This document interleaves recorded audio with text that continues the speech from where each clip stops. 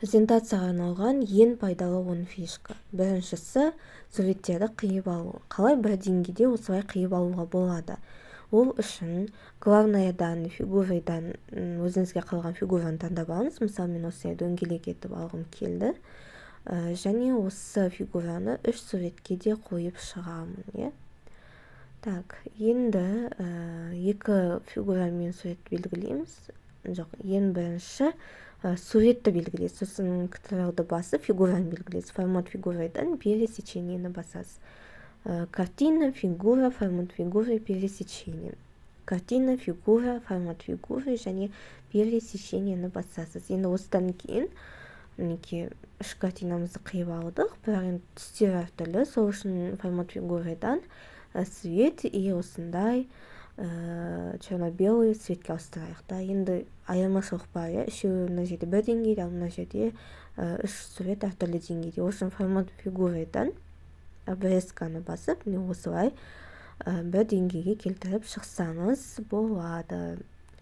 Енді өзіңіз жаңа көзбен өлшеп қарап аласыз. Енді үшінші картинканы. Бұл бізде скрин екен. Енді бұл картинаны тоже жақындатайық өзімізге. Мінекей. Осылай бір деңгейде қойып шығамыз. Әлі де жақындату керек сияқты. Так, мінекей. Қазақтың үш көшбасшысы. Осылай бір деңгейде әртүрлі суреттерді қиып, бірдей фонда жасап шықтық. Мінекей дайын. Енді келесі копировать етіп түстермен жұмыс жасау. Біз обычно қалай жасаймыз? Суретті басамыз, копировать және вставить етеміз. Енді копировать етудің басқа да жолдары бар екен. Ол клавиатура арқылы жаңа Ctrl-ды және S-ті басып көшіресіз. Ctrl-B-ді басып қайтадан вставка жасайсыз. Немесе Ctrl мен Shift-ті басып, мышканың сол жақта кнопкасын баса отырып көшірсеңіз болады. Енді түстерді мұнда заливка фигурадан өзіңіз қалаған немесе пипетка арқылы, мысалы, давайте картинадан бір түсті таңдап алайық. Мысалы, осылай сары түске бояймыз. Немесе, мысалы, көк түске бояйық. Так, мына жерде контурды алып тастайық. Жаман көрініп қалды. Мінекей. Осылай. Енді тағы да бір жолы бар. Әдемі етіп бояудың. Мысалы, так, давайте бір картина алайық. Мысалы, табиғаттың бір суретінен әдемі түсті алайық. Ол үшін, так, бірінші мына суретті алып ашып қояйық. И слайдымыздан мына фигураны алып заливканы басасыз, пипетканы басасыз да, мышканың сол жақ кнопкасын басып тұрып, жібермей суреттегі бір түсті белгілейсіз. Егерде, мысалы, мұнда қараңызшы, сіз просто мышканы баспай бассаңыз, пипеткамыз онда бармайды. Ол үшін только левый кнопкасын басып тұрып, жібермей кез келген түсті таңдап алсаңыз болады. Бұл тоже өте жақсы дүние деп ойлаймын. Енді келесі мынандай әдемі маркерді қалай жасаймыз? Қалыптың өзінің слайдтың әртүрлі маркері. Енді мынандай суреттерді қалай қойдық? Енді мынаны көшіріп алайық. Так,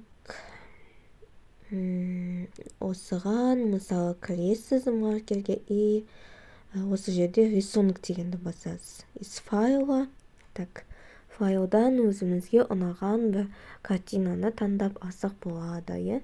Мысалы, мынандай картинаны қоя салайық.